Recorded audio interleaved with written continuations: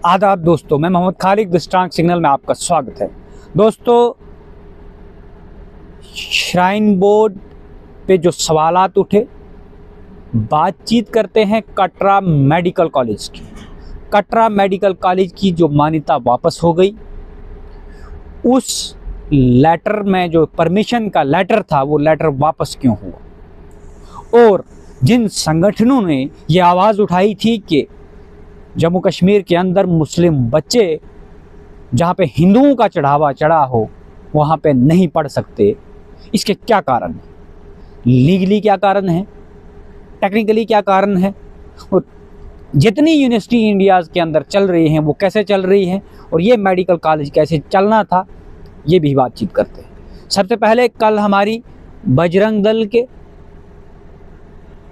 एक व्यक्ति से बात हुई, और संघर्ष समिति एक और संगठन है और युवा राजपूत एक और संगठन है। ये तीनों चारों संगठन ये कह रहे हैं कि हमारी डिमांड डिफरेंट थी, लेकिन जब ये इस कॉलेज का लेटर जैसे विड्रॉ हुआ, जब कमीशन ने सर्वे रिपोर्ट करने के लिए आए, जो एनुअल रिपोर्ट, उसका काम है एनुअल रिपोर्ट कलेक्ट करना।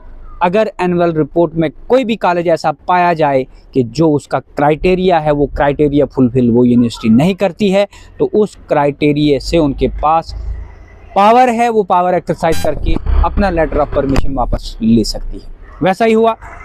श्री माता वैष्णो देवी कटरा यूनिवर्सिटी के अंदर एक कॉलेज चल रहा था। अब एक स्टेटमेंट मेरी तो ये है कि यूनिवर्सिटी के अंदर ये कॉलेज चल रहा था, उसका मतलब ये नहीं कि उसके एफिलिएशन के अंदर चल रहा था, लेकिन इसको इसकी एफिलिएशन की ज़रूरत ज़रूर थी, क्योंकि कोई भी मेडिकल कॉलेज पूरे हिंदुस्तान के अंदर किसी यूनिवर्सिटी के अलावा नहीं चल सकता। लेकिन विवाद ये था कि 50 सीटों में से 42 मुस्लिम बच्चे जिनकी सिलेक्शन हुई। हमने पहले भी हर जगह ये खबर में कहा कि जो 42 बच्चे हुए हैं वो on the base of merit हुए हैं, और दूसरी बात ये है कि जम्मू के जो हिंदू बच्चे थे वो मेरिटोरियस थे, और उनको पता था कि यहाँ पे बहुत पोर क्वालिटी एजुकेशन मिलने वाली है, क्योंकि यहाँ पे नया नया कॉलेज स्टार्ट होने जा रहा है। और इस वजह से उन्होंने ये, जब बोपी ने यहाँ पे ब्रोशर निकाला और उन्होंने कॉलेज ही प्रेफरेंस में नहीं लिया, सबसे बड़ी बात ये। लेकिन इसको हिंदू मुस्लिम का रंग दिया गया, और कल जो स्टेटमेंटें मेरे चैनल के माध्यम से आपको बजरंग दल के प्रेसिडेंट की मिलने को सुनने को मिली होंगी, उन्होंने क्लियरली कहा कि एक समुदाय के बच्चे इसमें ज़्यादा थे, इसलिए हम नहीं चाहते कि कोई डॉक्टर टेररिस्ट बने। उसने इनडायरेक्टली कहा कि मुस्लिम बच्चे जो भी डॉक्टर के लिए पढ़ रहे हैं वो टेररिस्ट बनेंगे, और वो जो वहाँ पे 42 बच्चे पढ़ने आए थे वो टेररिस्ट बनेंगे।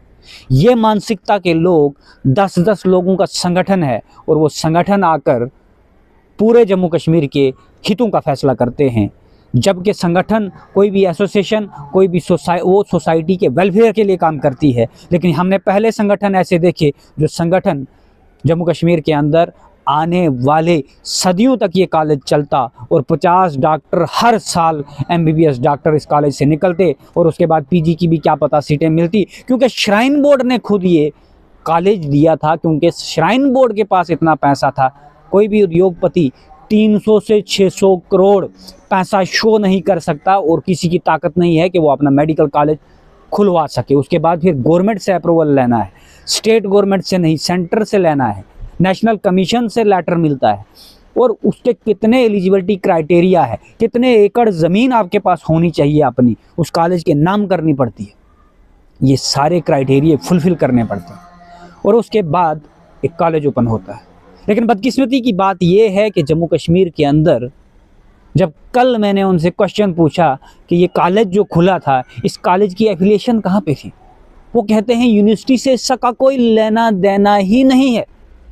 अरे भाई साहब, पूरे हिंदुस्तान में जितने कॉलेज चलते हैं वो कॉलेज किसी यूनिवर्सिटी से एफिलिएटेड चलते हैं, जो सर्टिफिकेट इशू होता है। अगर GMC जम्मू चलता है तो गवर्नमेंट मेडिकल कॉलेज GMC का सर्टिफिकेट कहाँ से मिलता है, वो एफिलिएटेड यूनिवर्सिटी जम्मू से मिलता है।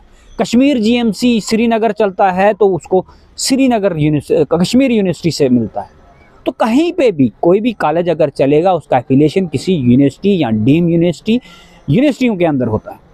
अब एफिलिएशन लेने की उसकी मर्जी नहीं होती है, एफिलिएशन लेने के लिए भी वो क्राइटेरिया क्वालिफाई करना चाहिए। नेशनल मेडिकल काउंसिल जो है, national medical council annually check करता है कि उसकी जो फैकल्टी है, staff faculty, associate professor, assistant professor, क्या उनका एलिजिबिलिटी क्राइटेरिया क्वालिफिकेशन है, उनकी कोई ट्रांसपेरेंसी है, जो बच्चे हैं उनके लिए वेल इक्विप्ड हॉस्पिटल है, हॉस्पिटल के अंदर 300 से 750 तक बेड हैं। ये सारे क्राइटेरिया फुलफिल होने चाहिए थे। ये कॉलेज कहाँ पे चल रहा था, मैं इतनी कहानी क्यों बता रहा हूँ। ये कॉलेज जो चल रहा था, ये कॉलेज चल रहा था श्री माता वैष्णो देवी यूनिवर्सिटी के अंदर, एक टूटी हुई बिल्डिंग के अंदर, जो ये सारे क्राइटेरिया फुलफिल नहीं करता था। उसके बावजूद भी श्राइन बोर्ड ने अपना जो पैसा शो किया, ज़मीन शो की, ये आगे कॉलेज बन सकता था, चल सकता था। विवाद ये हो गया कि भैया हिंदुओं का चढ़ाया हुआ पैसा, पहली डिमांड नंबर 1 कि 100% रिजर्वेशन का उन्होंने कहा है मेरे चैनल के माध्यम से कि 100% रिजर्वेशन हिंदुओं के लिए होनी चाहिए थी।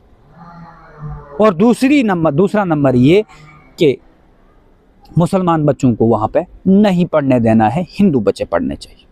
तीसरी डिमांड उन्होंने कहा कि अब अगर कॉलेज बंद हो गया, ये हम ढोल नगाड़े और हलवा बांट रहे हैं, अब हम वहाँ पे गुरुकुल खोलेंगे। कौन से गुरुकुल खोलेंगे वो भी जानेंगे, लेकिन गुरुकुल का अभी डिस्क्लोज नहीं हुआ। वो आरएसएस का खुलेगा, बजरंग दल का खुलेगा, कौन सा संगठन जो है हिंदुत्व की बात करता है, या बीजेपी का खुलेगा, तो जो धर्म की वहाँ पे धर्म का शास्त्र और ज्ञान देंगे वहाँ पे। लेकिन बात ये है कि क्या ये विवाद सिर्फ मेडिकल कॉलेज को लेकर है या यूनिवर्सिटी को लेकर भी। जब फंडिंग पे सवाल आ गए कि उस कॉलेज अगर श्री माता वैष्णो देवी मेडिकल कॉलेज था, दैट मीन्स कि जो श्राइन बोर्ड ने श्री माता वैष्णो देवी यूनिवर्सिटी खोली है, उसी यूनिवर्सिटी के अंदर उसी यूनिवर्सिटी का सर्टिफिकेट इन बच्चों को इशू होना था। बच्चों ने उसी यूनिवर्सिटी का सर्टिफिकेट लेना था। दैट मीन्स एफिलिएशन जो कॉलेज की थी वो इस यूनिवर्सिटी से होनी थी। और इस यूनिवर्सिटी को funding centre government, state government already funding कर रही थी, जिसमें सबसे ज़्यादा श्राइन बोर्ड का है। लेकिन इस यूनिवर्सिटी को ही श्राइन बोर्ड ने ओपन किया है। अब जब श्राइन बोर्ड दूसरा कॉलेज ओपन करेगी, क्या वो मान्यता जम्मू यूनिवर्सिटी से लेगी या एफिलिएशन जम्मू यूनिवर्सिटी से लेगी? और रिकॉग्नाइजेशन एक अलग विषय है और एफिलिएशन एक अलग विषय है। कल जब मैं बजरंग दल के आदमी से बात कर रहा था तो उसने कहा आपको जानकारी नहीं है, आप कलेक्शन करके नहीं आए हैं जानकारी की। भाई साहब, मुझे नहीं पता कि आपकी जानकारी कहाँ से मिलती है आपको, लेकिन कोई भी कॉलेज अगर बिना एफिलिएशन के चलता है तो वो फर्जी होता है। लेकिन ये कॉलेज अभी ओपन हो रहा था, इसकी एफिलिएशन उसी यूनिवर्सिटी से होनी थी। ये मैं तथ्य के आधार पर बोल रहा हूँ, क्योंकि उसका नाम इसलिए श्री माता वैष्णो देवी मेडिकल कॉलेज रखा गया। आप बोलते हो कोई रिलेशन नहीं है।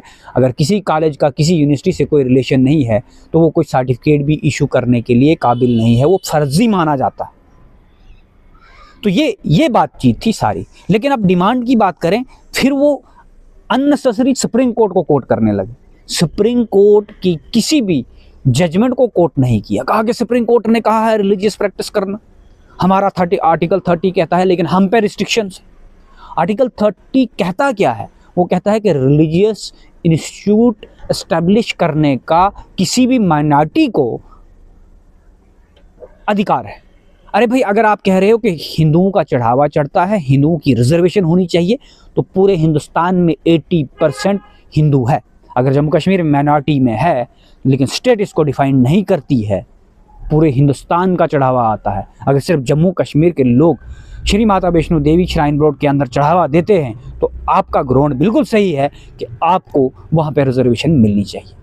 लेकिन अगर वहाँ पे ये रिजर्वेशन, और दूसरी बात ये है कि रिजर्वेशन बनाने वाली सबसे बड़ा इंस्टीट्यूशन जो है वो इंस्टीट्यूशन हमारा पार्लियामेंट है। पार्लियामेंट से बिल पास होता है, स्टेट गवर्नमेंट के पास कोई भी अधिकार नहीं है। दूसरी बात, जब ये कॉलेज आया उस वक्त एनसी गवर्नमेंट नहीं थी। उनसे हमने सवाल पूछा, नहीं जी सरकार इधर है। लोगों को बेवकूफ़ बनाने का काम कर रहे हैं कि नहीं भाई इससे रिलेशन नहीं है। मैं क्लियरली कह रहा हूँ कि ये रिलेशंस थे और ये कॉलेज इस्टेब्लिश होना था, श्राइन बोर्ड के पैसे से होना था। लेकिन श्राइन बोर्ड का पैसा जो है वो हिंदू, मुस्लिम, सिख, ईसाई हर एक का है। मानते हैं परसेंटेज उसमें ज़्यादा हिंदुओं की होगी, लेकिन जहाँ पे एक पैसा भी किसी और समुदाय का लगा है तो उसको हम नहीं मान सकते। हमने उनसे सवाल किया कि बाबा गुलाम शाह बादशाह यूनिवर्सिटी जो है वो चैरिटेबल ट्रस्ट है, वहाँ सबसे ज़्यादा मुस्लिमों का चंदा जाता है, क्या अब वहाँ पे अगर हिंदू बच्चे कोई MBBS सेलेक्ट होके वहाँ से कितने बच्चे निकले हैं, तो अगर वहाँ पे कोई बच्चा सेलेक्ट होता है तो वहाँ पे जाके हुड़दंगबाजी करेंगे, अंदर घुस जाएंगे मुस्लिम लोग और बोलेंगे बाहर निकालो बच्चों को। कोई कानून व्यवस्था है कि नहीं हिंदुस्तान के अंदर? अगर कानून व्यवस्था होती तो ऐसे हुड़दंगबाजों को PSA लगाकर जैसे महराज मलिक पे लगाया है वैसे अंदर करते। लेकिन महराज मलिक सोशल एक्टिविस्ट जो लोगों की हितों की बात कर रहा था वो जेलों की सलाखों के पीछे है। आपने सोनम वांगचुक को देखा होगा, वो जेल की सलाखों के पीछे है। वहीं पे बात करें सोशल एक्टिविस्ट जितने लोग हैं वो जेलों की सलाखों के पीछे हैं, और ऐसे ऐसे विवाद पैदा करने वाले हिंदू मुस्लिम करने वाले संगठन शरेआम लोगों को गुमराह कर रहे हैं। युवा राजपूत सभा के विशु एडवोकेट साहब हैं, यंग वाइस प्रधान हैं, उनसे बातचीत की। उन्होंने बड़ा क्लियरली टेक्निकली अपना विषय रखा। उन्होंने कहा कि हमें ना हिंदू से प्रॉब्लम है ना मुस्लिम से प्रॉब्लम है, हमें चाहिए 50% रिजर्वेशन डोगरा समाज के लिए, जम्मू के हिंदू के लिए। लेकिन हाइपोथेटिकली अगर वो उनकी डिमांड सही है, हाइपोथेटिकली वो प्रूफ करें उसको और लें। लेकिन ये डिसीजन जो आया है, अब वो इस डिसीजन का भी इस वक्त वो कह रहे हैं कि हमारी डिमांड ही थी भाई कॉलेज को क्लोज कर दें। तो अगर ये डिमांड थी तो ये जम्मू के हितों के लोगों के अगेंस्ट है, क्लियरली अगेंस्ट है।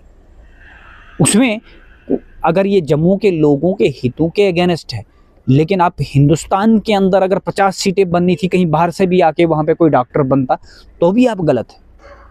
इस विषय पे अगर इन संगठनों को मुझे नहीं लगता कि जो इंटेलेक्चुअल लोग जम्मू कश्मीर के हैं वो इनको सपोर्ट करते हैं, या जम्मू का डोगरा इस चीज़ को सपोर्ट करेगा कि एक कॉलेज क्लोज करने पे इतना जश्न मनाया जा रहा है, और उस जश्न का समर्थन यहाँ के पढ़े लिखे, मुझे नहीं लगता कि 9th स्टैंडर्ड का बच्चा भी नहीं देगा।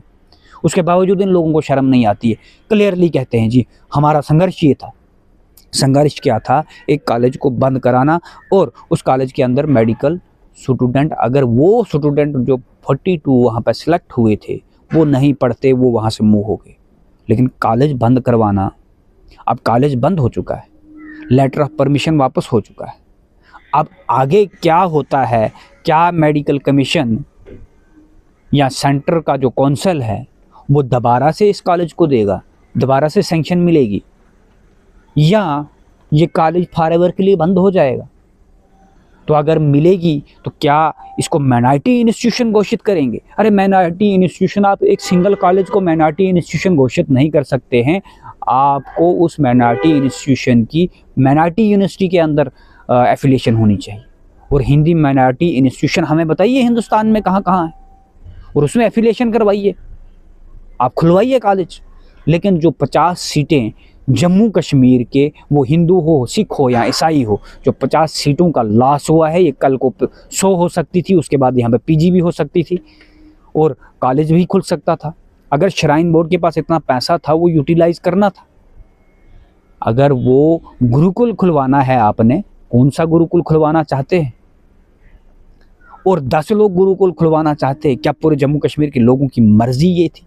ये मर्जी अगर जम्मू कश्मीर के लोगों की थी तो मुझे उम्मीद है कि जम्मू कश्मीर के इंटेलेक्चुअल लोग इस वीडियो पे कमेंट करके अपनी राय बताएं, और अगला वीडियो हम उसी हिसाब से बनाएंगे कि जम्मू के लोगों की राय क्या था, जम्मू का हितों का, जो जम्मू का जनार्दन है उसकी क्या राय थी, क्या ये कॉलेज बंद होना चाहिए था या नहीं, क्या ये संगठन गलत है या सही, ये ज़रूर आप कमेंट में बताएंगे। आप जुड़े रहिए द स्ट्रांग सिग्नल के साथ। इस विषय पर हम आगे एक एक व्यक्ति से मिलकर चर्चा करेंगे। धन्यवाद।